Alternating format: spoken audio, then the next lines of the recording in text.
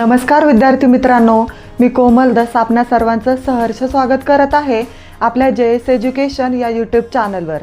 तर मित्रांनो, आजच्या व्हिडिओमध्ये आपण 100चा पाव भाग, अर्धा भाग, पाऊण भाग म्हणजे काय, पावणे 2 भाग म्हणजे काय हे शिकणार आहोत। बऱ्याच मुलांना 125, 150, पाऊणशे, पावणे 300 यांसारख्या संख्या लिहिता येत नाही। त्यासाठी आपल्याला 100चा पाव, अर्धा, पाऊण भाग म्हणजे काय हे समजणे गरजेचे आहे। म्हणून आजच्या व्हिडिओमध्ये आपण 100चे पाव, अर्धा, पाऊण, दीड, पावणे 2 भाग म्हणजे काय हे शिकणार आहोत। येथे मी एक सर्कल घेतला आहे।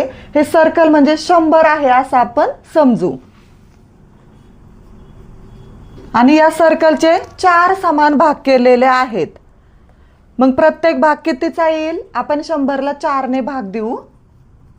4 दुने 8, 4 पंचे 20, म्हणजे प्रत्येक भाग 25चा येईल। ते आपण इथं मांडून घेऊ।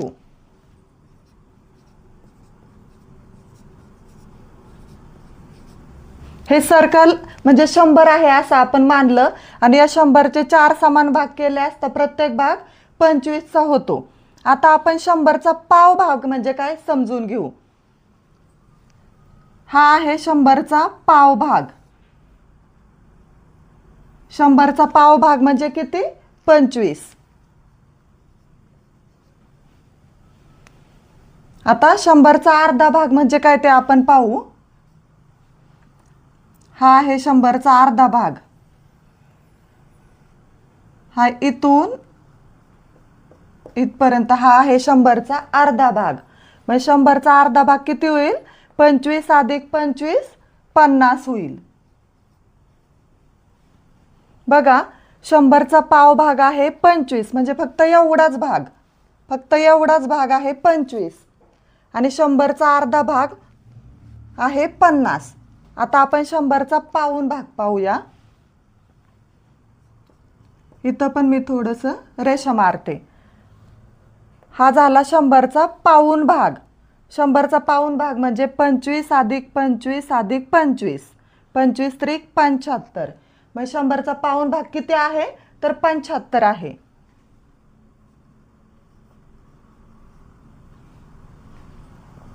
आणि हा झाला 100चा पूर्ण भाग म्हणजे 100। आता सव्वा म्हणजे काय ते पाहू। एक पूर्ण भाग आणि एक पाव भाग म्हणजे सव्वा भाग। आता 100चा पाव भाग म्हणजे 25 आहे। 100चा पाव भाग म्हणजे किती आहे? तर 25 आहे। मग 100चा सव्वा भाग किती होईल? 100 अधिक 25 म्हणजेच 125 होईल। 100चा सव्वा भाग किती होईल? तर 125 होईल। आता 100चा दीड भाग आपण पाहूया। हाच भाग थोडा पुढे वाढवते। हा आहे 100 पूर्ण आणि हा आहे 100चा अर्धा भाग। 25, हा पाव भाग 25 आणि हा भाग 25, म्हणजे अर्धा भाग आहे 50।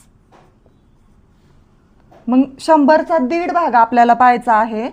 मग 100 अधिक 50 बरोबर 150। 100चा दीड भाग किती आहे? तर 150 आहे। आता 100चा पावणे 2 भाग म्हणजे किती ते आपण पाहूया। हाच भाग थोडा पुढे वाढवते मी। हा भाग सुद्धा 25चाच आहे। 100 अधिक 100चा पाऊण भाग, 100 अधिक 100चा पाऊण भाग किती? 75, म्हणजे 100 अधिक 75 बरोबर 175। 100 अधिक 75 बरोबर 175 म्हणजे पावणे 200। पावणे 200। आता हे 25 म्हणजे 100चा पाव भाग आहे, म्हणून याला पावशे आपण म्हणू शकतो। पावशे। हा 25 100चा पाव भाग आहे म्हणून 25ला पावशे म्हणतात। तसा हा अर्धा म्हणजे 50, हा 100चा अर्धा भाग आहे म्हणून याला अर्धाशे म्हणतात। अर्धाशे, हे 75 म्हणजे 100चा पाऊण भाग आहे, म्हणून या 75ला पाऊणशे म्हणतात. पाऊणशे म्हणजे 75. हा 100 अधिक 100चा पाव भाग म्हणजे 125, याला सव्वाशे म्हणतात. सव्वाशे म्हणजे 125. 100 आणि 100चा अर्धा भाग 50, याला 150 म्हणतात. 150 म्हणजे 150. आणि 100 आणि 100चा पाऊण भाग मिळून पावणे 200 होतात, म्हणून याला पावणे 200 म्हणतात. 175 म्हणजे पावणे 200. 200 पूर्ण नाहीत, 200 पूर्ण व्हायला पाव भाग कमी आहे, म्हणजे इथं 25 कमी आहेत, म्हणून 175 म्हणजे पावणे 200. आता आपण हे वाचून घेऊ. पावशे म्हणजे 25, 100चा पाव भाग. अर्धाशे म्हणजे 50, 100चा अर्धा भाग. पाऊणशे म्हणजे 75, म्हणजे 100चा पाऊण भाग. सव्वाशे म्हणजे 100 अधिक 25, 100 अधिक 100चा पाव भाग म्हणजे सव्वाशे. 125, 125 म्हणजे सव्वाशे. 100 आणि 100चा अर्धा भाग म्हणजे 150, 150. 100 आणि 100चा पाऊण भाग म्हणजे पावणे 200, 175. आताच आपण 100चा पाव भाग, अर्धा भाग, पाऊण भाग, सव्वा भाग, दीड भाग, पावणे 2 भाग म्हणजे काय हे शिकलो. आता आपण 350, पावणे 400 या संख्या अंकात लिहूया. आता 350 म्हणजे 300 पूर्ण आहेत, आणि 300 पूर्ण असून वर पाव भाग आहे, 100चा पाव भाग आहे. मग 100चा पाव भाग किती आहे तर 25 आहे. मग 350 कसे लिहिता येतात तर 325. 350 म्हणजे 325. 300 पूर्ण आणि 100चा पाव भाग आहे, म्हणून 350 कसं लिहितात तर 325 असं लिहितात. आता पावणे 400 ही संख्या आपल्याला अंकात लिहायची. इथं 400 पूर्ण आहेत का तर नाहीत. 400 पूर्ण व्हायला पाव भाग कमी आहे, 100चा पाव भाग कमी आहे. मग पावणे 400 कसं लिहायचे तर 300 अधिक 100चा पाऊण भाग. 100चा पाऊण भाग म्हणजे किती 75. 300 अधिक 75 बरोबर 375, म्हणजेच पावणे 400.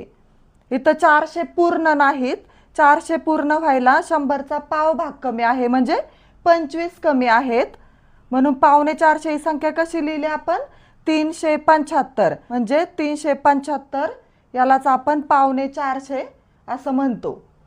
आता आपण एक एक्झाम्पल घेऊया. पावशे अधिक सव्वाशे बरोबर किती. आता पावशे म्हणजे किती, शे म्हणजे 100, शेकडा. पावशे म्हणजे 100चा पाव भाग म्हणजे 25, हे आपण आत्ताच शिकलो आहोत. पावशे म्हणजे 25 आणि सव्वाशे म्हणजे 100 आणि 100चा पाव भाग म्हणजे 125. पावशे म्हणजे 25 आणि सव्वाशे म्हणजे 125, यांची बेरीज किती आली तर 150 आली. मग पावशे अधिक सव्वाशे बरोबर 150. इथं 100 पूर्ण आहे आणि 100चा अर्धा भाग म्हणजे 150, तर अक्षरामध्ये काय उत्तर येईल 150. पावशे अधिक सव्वाशे बरोबर 150. आता लास्ट एक्झाम्पल आहे. पाऊणशे अधिक अर्धाशे बरोबर किती. आपल्याला माहित आहे शे म्हणजे 100 आणि पाऊणशे म्हणजे 100चा पाऊण भाग म्हणजेच 75 अधिक अर्धाशे. अर्धाशे म्हणजे 100चा अर्धा भाग. 100चा अर्धा भाग किती आहे तर 50 आहे. आता यांची आपण बेरीज करू. 75 अधिक 50 बरोबर 125 आणि 125 म्हणजेच सव्वाशे. 100 आणि 100चा पाव भाग आहे, म्हणून 125 म्हणजे किती? तर 125. पाऊणशे अधिक अर्धाशे बरोबर 125. तर आजच्या व्हिडिओमध्ये आपण 100चा पाव भाग, अर्धा भाग, पाऊण भाग, सव्वा भाग, पावणे 2 भाग म्हणजे काय हे शिकलो. आपल्याला जर हा व्हिडिओ आवडला असेल तर व्हिडिओला लाईक करा, शेअर करा आणि आपल्या JS एज्युकेशन या चॅनलला सबस्क्राईब करा. थँक्यू.